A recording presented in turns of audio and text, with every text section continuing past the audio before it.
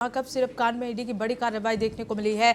Syndicate के 25 ठिकानों पर ईडी की छापेमारी, रांची, लखनऊ समेत 6 शहरों में रेड जारी है। बता दें कि 2 आरोपी सूरज और प्रीतम गिरफ्तार, आरुष सक्सेना अब भी फरार चल रहा है। तलाश में जुटी पुलिस। यूपी की कप सिरप कांड मामले में प्रवर्तन निदेशालय की टीमों ने सुबह से ही सिंडिकेट के 25 ठिकानों पर छापेमारी शुरू कर दी।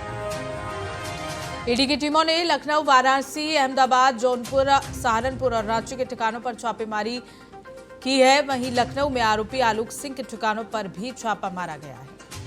इससे पहले कप सिरप मामले में लखनऊ में कोडीन युक्त सिरप, टैबलेट, कैप्सूल और इंजेक्शन की कालाबाजारी के मामले में 11 अक्टूबर को गिरफ्तार हुई कृष्णानगर के स्नेहनगर निवासी दीपक मानवानी के 2 साथियों सूरज मिश्र और प्रीतम सिंह को कृष्णानगर पुलिस ने गिरफ्तार कर लिया है।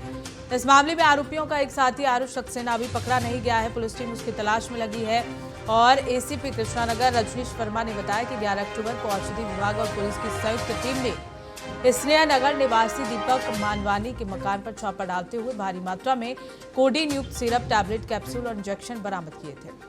आरोपी दीपक को पुलिस ने गिरफ्तार करते हुए कृष्णानगर थाने में रिपोर्ट दर्ज कराई है। पूछताछ में दीपक ने खुलासा किया था कि वो उक्त दवा सूरज और प्रीतम से खरीदकर नशेड़ियों को बेचता था।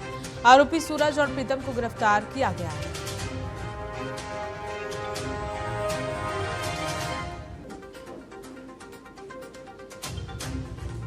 और इसी खबर को लेकर हमारे साथ यूपी के ब्यूरो चीफ नितिन सिंह जुड़ गए हैं। नितिन, सिंडिकेट के 25 ठिकानों पर छापेमारी जारी है। इस मामले को लेकर क्या कुछ अपडेट है अब तक?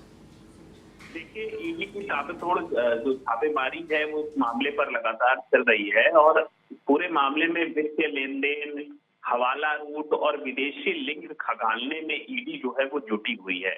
कब सिर्फ तस्करी में अगर देखा जाए तो ये जो पूरा सिंडिकेट है, अब इसको ईडी की कार्रवाई से सामना करना पड़ रहा है और इसमें अगर देखा जाए तो ये सिंडिकेट से जुड़े करीब जो भी आरोपी हैं उनके 25 ठिकानों पर छापेमारी जो है वो चल रही है, जिसमें लखनऊ, वाराणसी, रांची, अहमदाबाद, जौनपुर, सहारनपुर, यहाँ पर ईडी की जो छापेमारी है वो लगातार जारी है।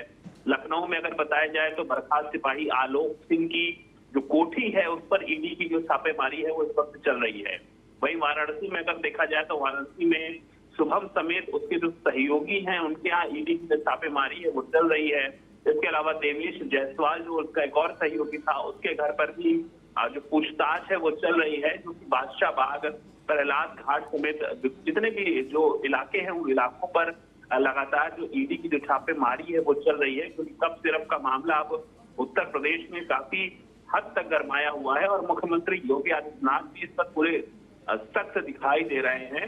और इसी तरह से अगर देखा जाए तो जो बर्खास्त सिपाही आलोक और अमित सिंह जो हैं, अमित सिंह टाटा, इन दोनों को 55 घंटे की जो पुलिस की रिमांड है उस पर भी लिया गया है। 14 दिसंबर तक पुलिस रिमांड पर ये आरोपी रहेंगे। लखनऊ कोर्ट ने ये जो रिमांड है वो रिमांड मंजूर की है और अब इनसे एसआईटी जो है वो जांच करेगी, पूछताछ करेगी कि आखिर ये पूरा प्रकरण क्या है, कहां से इसकी शुरुआत हुई थी।